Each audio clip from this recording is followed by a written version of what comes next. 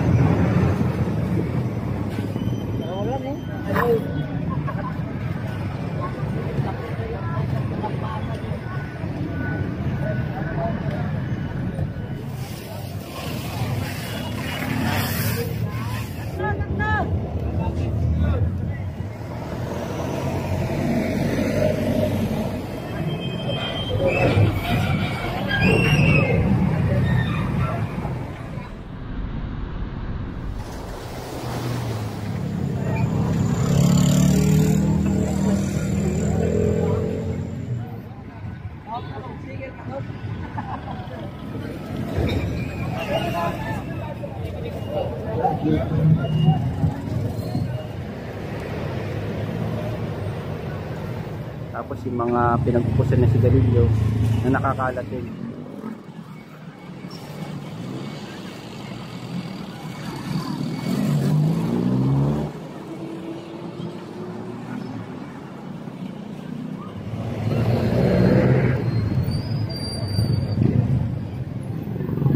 Halos nasasakop na nila lahat. See you again. Thank you po. Trabaho na ulit. Opo, trabaho na tayo, Yorme. Yorme.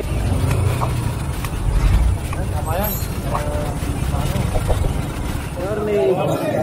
Yorme. Oo, good to see you again. Thank you po. Trabaho na ulit. Opo, trabaho na tayo, Yorme.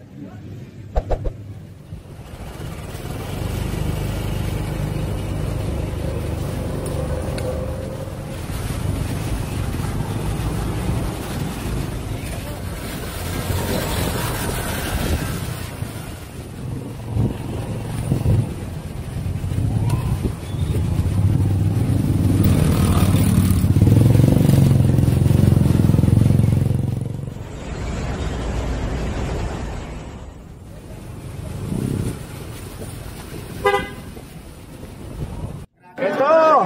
Panalo!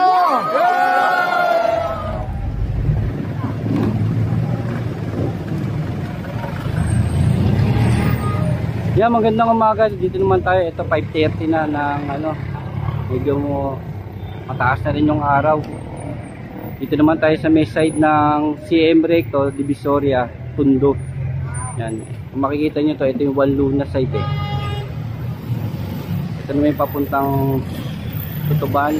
Ito. Bye-bye tayo dito. Para naman makita nyo yung side ng ng Tondo, ng CM Recto Tondo. Ngayong umaga. Ito, yan, makikita nyo yung mga tao nagdadagsaan na pumasok sa kanilang trabaho.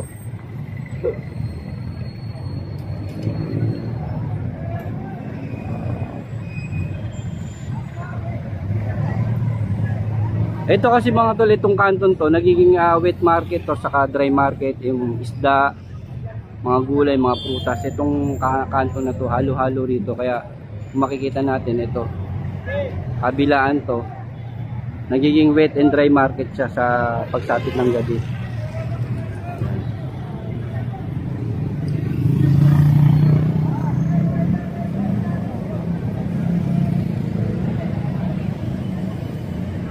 Mapapansin niya, no? Kaya kailangan to talaga, pagtanggal ng basura, kailangan din to buhusan sakay flashing para maalis naman yung amoy dito. Kahit to puspusan pa rin yung pag-aano natin pag lilinis dito, kasi nga yan, nagdadagsaan na yung mga taong papasok sa kanilang mga trabaho. Pasikat na rin yung araw, 5:30 ng umaga. Ito tayo sa may kanto ng CM Recto Tondo side.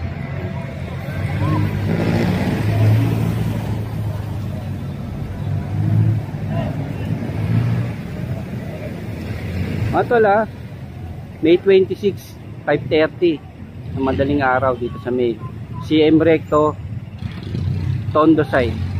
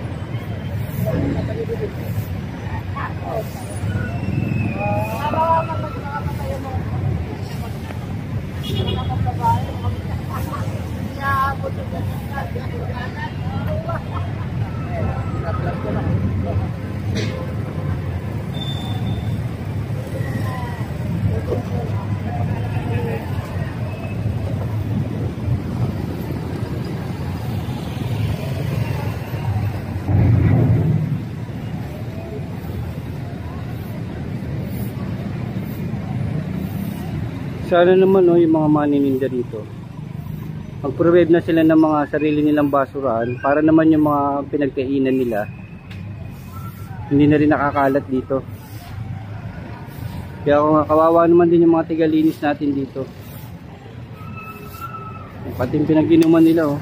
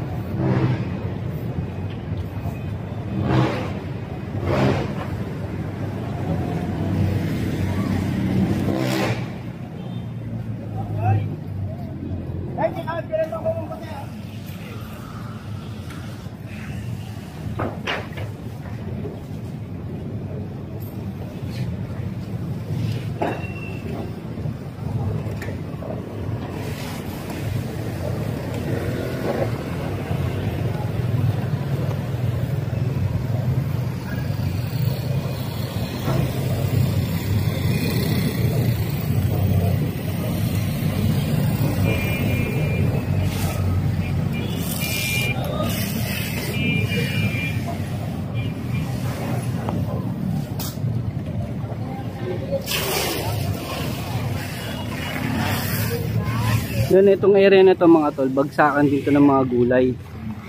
Yan, kaya kung makikita nyo, gabundok din yung mga nagiging basura araw-araw dito. Itong magkabilang side nito, ito yung Tondo side mga tol. Dito tayo sa Tondo side ng CM Recto, Divisoria, Manila. Ito, nakatayo tayo dito sa Tondo side. Yung sa kabila naman po, Binondo side. Magkabilaan na to, talagang dito yung paratingan ng mga gulay na galing sa iba't ibang probinsya, dito binabagsak. Kaya ito, puspusan na rin yung paglilinis natin, kaya mga ilang saglit lang magdadagsaan na yung mga tao, mga papasok sa kanilang trabaho. Kaya ito, kaya kailangan pagtanggal ng basura, yun, kung napanood nyo sa aking vlog yung nakaraan, pina-flashing to, talagang binubuhusan ng tubig para maalis yung hindi magandang amoy. Pero sana no, yung bawat manininda rito, may mga sarili-sarili mga basuraan para naman yung mga pinagkainan nila o yung mga pinaggamitan nila sa kanilang paninda nakalagay agad sa basura at hindi na nakakalat at hindi na rin makadagdag sa mga tunay-tuniladong basura dito na nakakalat. Kasi kung mapapansin nyo, marami rin mga styro, bottled water, kadalasan pa mga pinag-inuman ng alak, yung nakakita tayo. Tapos yung mga pinagpupusan na sigarilyo na nakakalat din. Malakas din makabara yan. Kung mapapanood nyo yung mga nakaraang vlog namin, dito naglinis din kami ng mga kanal. Makikita nyo talagang tunay-tuniladang basura din yung napapasok, kaya nagbabara sa bawat drainage natin dito sa may kaba ng CM Recto. Sana sinupin din nila yung basura nila na hindi na rin pumunta sa bawat kanal.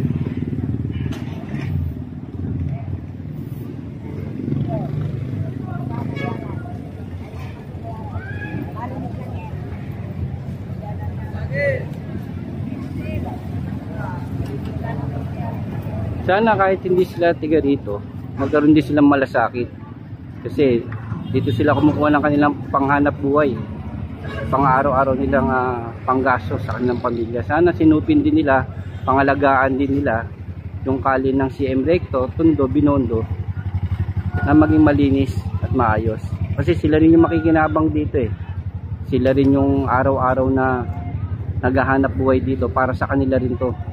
Kasi nga, yung mga dumadaan din dito, mga naghahanap buhay din, pumapasok sa kanilang trabaho at nagpapaaral din ng kanilang mga anak. Sana naman may malasakit din sila para sa iba.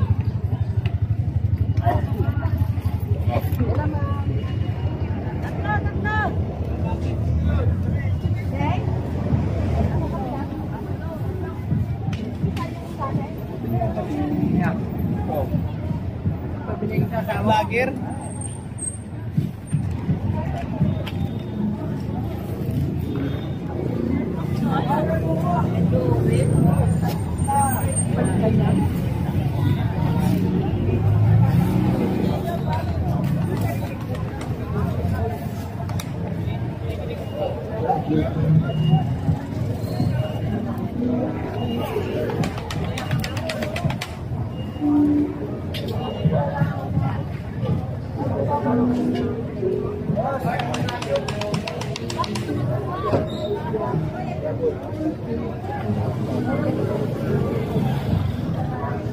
Na mga tol, ito yung Carmen Planas dito sa may Tondo, nabalsagan na Kali Burautan.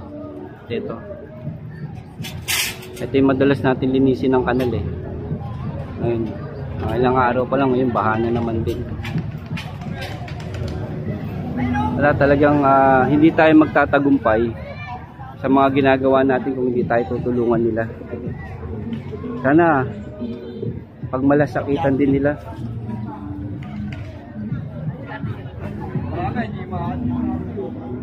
Mga naghahanap buhay sila rito, sana kahit hindi sila tiga Maynila, pahalagahan naman nila itong kalye ng CM Recto. Dito sila naghahanap buhay, dito sila kumukuha ng pangkain nila sa pang-araw-araw, maging sa kanilang pamilya. Sana pahalagahan naman nila. Sabi ko nga, ikaw, sila, tayo, ang tunay na kwento ng Maynila. Hindi tayo magtatagumpay kung hindi nyo kami sasamahan at makikisa. Magiging pabalik-balik lang tayo sa problema natin. Sana makiisa na po kayo.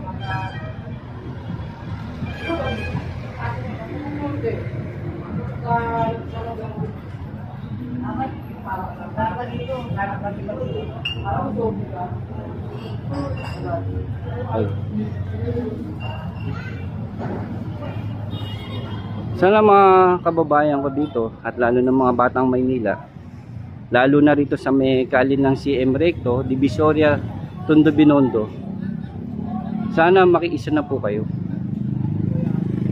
para hindi na po tayo maging paulit-ulit sa mga problema ng ating kinaharapan katulad ng basura, obstruction, illegal vendor, illegal parking, gabundok na basura. Sana makiisa na kayo. Kung mapapansin nyo, noon pa man naging problema na to hanggang ngayon. Sana makiisa na kayo na hindi na manahin ng mga bawat anak nyo at ng mga susunod na henerasyon. Para sa inyo rin to.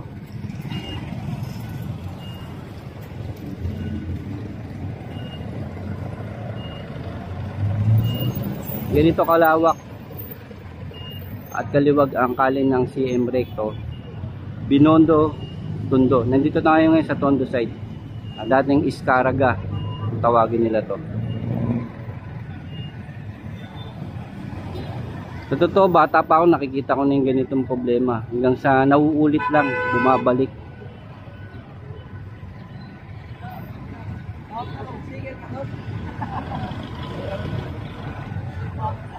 Pangalan ng vlog mo? Mundo ni Kiko. Mundo ni Kiko. Dalawa lang eh.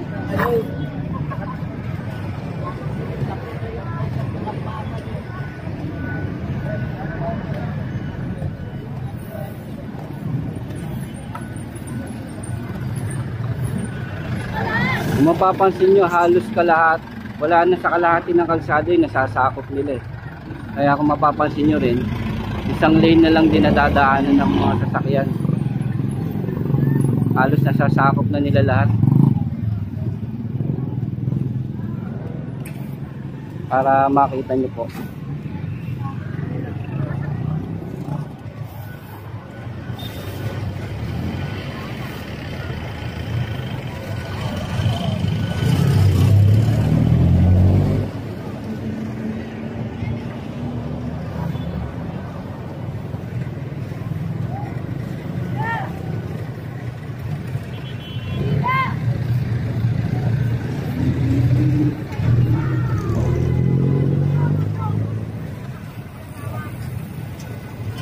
Na mapapansin nyo mga tol, kahit anong liwag ng kalsada, talagang pag naakupan nila, yung magiging maliit.